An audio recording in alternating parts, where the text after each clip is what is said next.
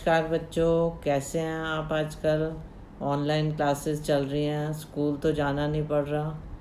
तो चैप्टर शुरू करने से पहले थोड़ा सा मैं ऑनलाइन क्लासेस के बारे में बता दूं।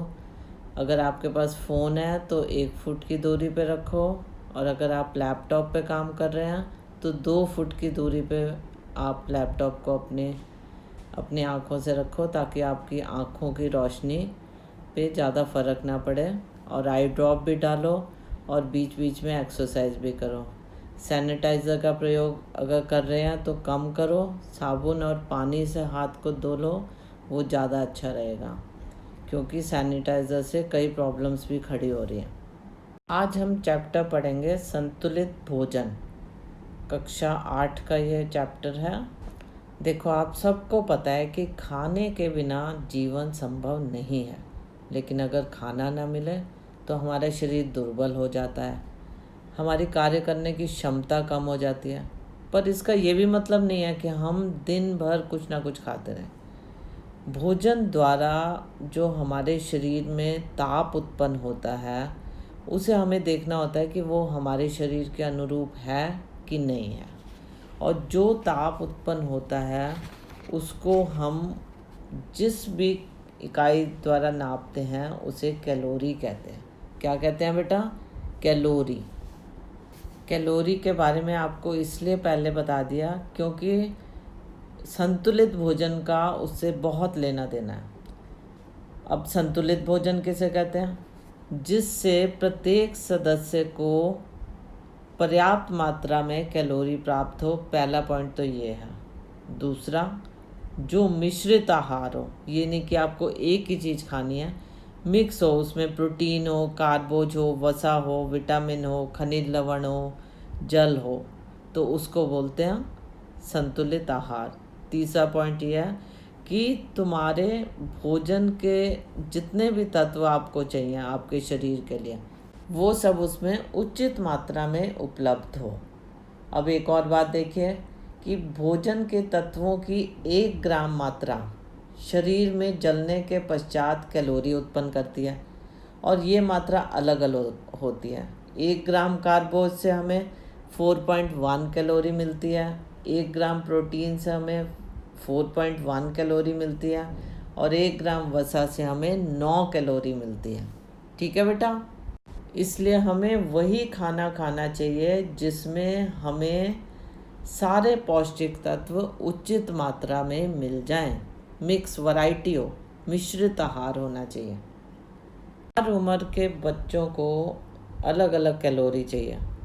लड़कों को अलग चाहिए, लड़कियों को अलग चाहिए। ये चार्ट में आप देख रहे हैं कि आप अपनी एज में देखिए कि आपको कितनी कैलोरी चाहिए। उम्र के हिसाब से कैलोरी की मात्रा भी अलग अलग होती रहती है।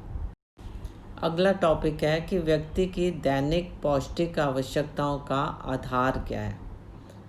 इसमें 4 पॉइंट्स आते हैं बेटा।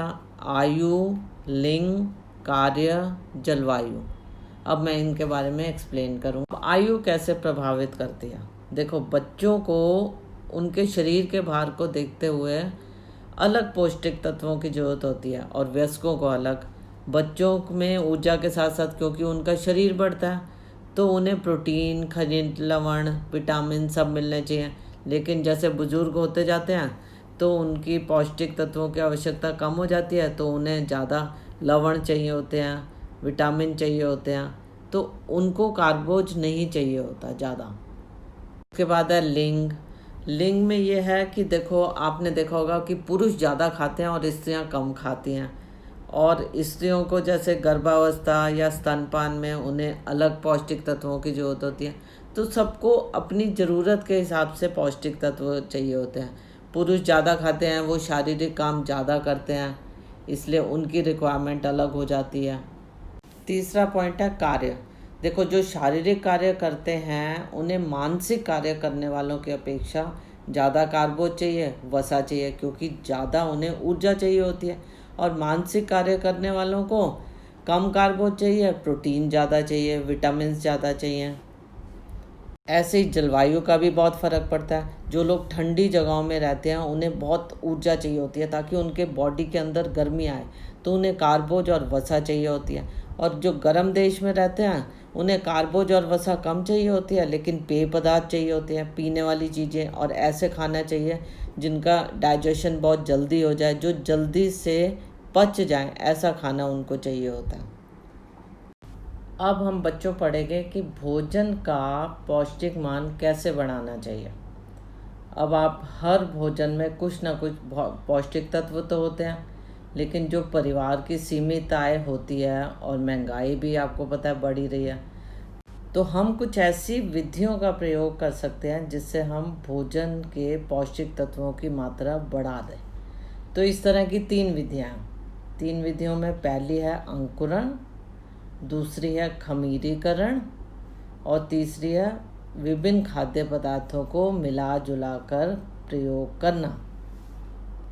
अब आप बताइए कि अंकुरण किन किन चीज़ों का किया जा सकता है। आपने बाज़ार में भी मिलते देखा होगा, मूंग, मोठ, चने, सोयाबीन आदि का पौष्टिक मान हम अंकुरण द्वारा बढ़ा सकते हैं। ये सब ने देखा होगा, बाज़ारों में भी मिलते हैं। इस पौष्टिक मान को बढ़ाने से आपको क्या क्या फ़ायदा होता है, अंकुरण करने से आपको क्या क्या फ़ायदा होता है। इससे बहुत सारे फ़ायदे हैं। आप लोग कॉपी पेंसिल लेके बैठिए, तभी मैं बता सकती हूँ। सबसे पहले तो विटामिन की मात्रा बढ़ जाती है, विटामिनों की मात्रा बढ़ जाती है।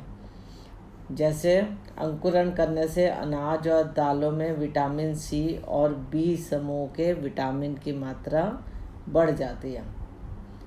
खनिज लवण और लोहे की अधिक प्राप्ति होती है। अब आप कहेंगे ऐसा क्यों?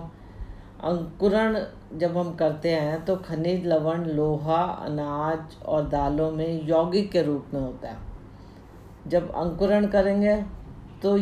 अंकुरण करते हैं तो लोहा अलग होकर शरीर के लिए अधिक मात्रा में प्राप्त हो जाता है। तीसरा पॉइंट है पोषण विरोधी तत्वों का नष्ट करना। अंकुरण करने से अनाज और दालों में जो पोषण विरोधी तत्व होते हैं ना बेटा, वो नष्ट हो जाते हैं और पौष्टिक तत्व हमारे शरीर को अधिक मात्रा में मिल जाते हैं। और आपको पता भी होगा, जितने भी जब अंकुरण होता है तो ये खाद्य पदार्थ बहुत ज़्यादा पाचनशील, जल्दी से पच जाते हैं और खाद्य पदार्थ बहुत शीघ्र बन भी जाते हैं, क्योंकि उनके ऊपर की परत फट जाती है, तो उन्हें पकने में कम टाइम लगता है। अब दूसरी विधि है खमीरीकरण। अब खमीरीकरण किन किन का होता है आप सबको पता है। चावल का होता है, दाल का, बेसन, मैदा। खमीरीकरण वाली चीज़ें बहुत ज़्यादा स्वादिष्ट हो जाती हैं, इसलिए उनको, जैसे आपने देखा होगा ब्रेड है, ब्रेड आपको ज़्यादा स्वाद लगती है रोटी से ज़्यादा। अब देखिए खमीरीकरण द्वारा हम कौन कौन सी चीज़ें बना सकते हैं। एक तो डोसा, इडली, कुलचा, डबल रोटी, केक, ढोकला। आपको स्वाद लगता है ना बच्चों, डोसा और ढोकला, भटूरे भी सबको बहुत स्वाद लगते हैं।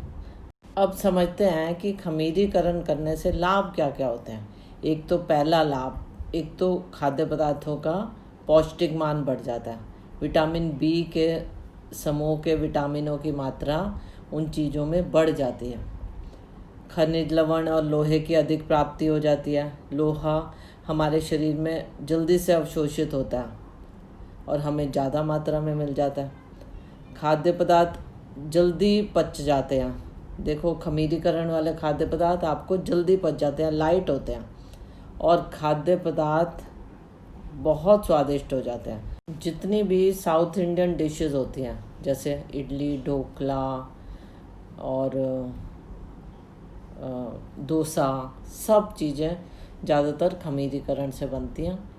और आपने देखा होगा मूंग की दाल के वड़े से मिलते हैं, वो भी खमीरीकरण से बनते हैं। तो इस तरह ये चीज़ें बहुत स्वाद लगती हैं। अब हम तीसरा तरीका पढ़ेंगे, वो है खाद्य पदार्थों को मिला जुला कर पकाना। तीसरा तरीका क्या है?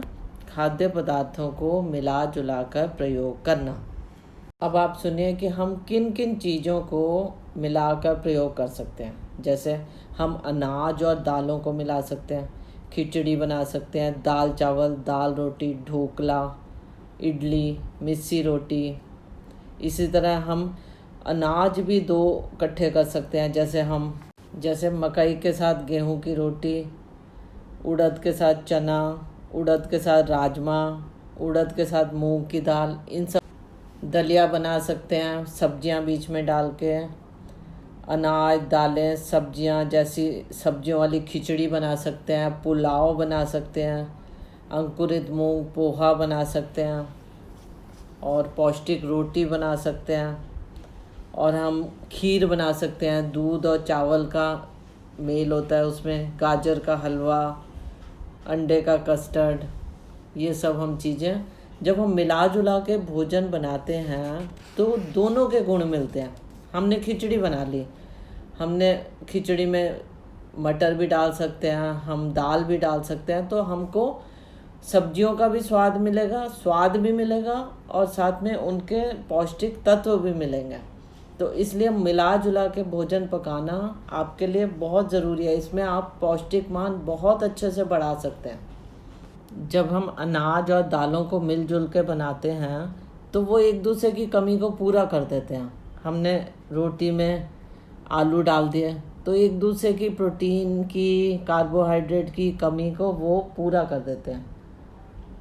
खाद्य पदार्थों का इससे पौष्टिक मान काफ़ी बढ़ जाता है। अब आप पुलाव को ही ले लीजिए, आपने सब्जियां डाली और चावल डाले, और अगर आपने दही के साथ उसे खाया तो प्रोटीन की भी कमी पूरी करी, सब्जियां डाली, विटामिन और खनिज लवण भी आपको मिले, और राइस तो आपको पता है आपको कार्बोहाइड्रेट देता ही है। तो इस तरह मिला जुला के खाना पकाने से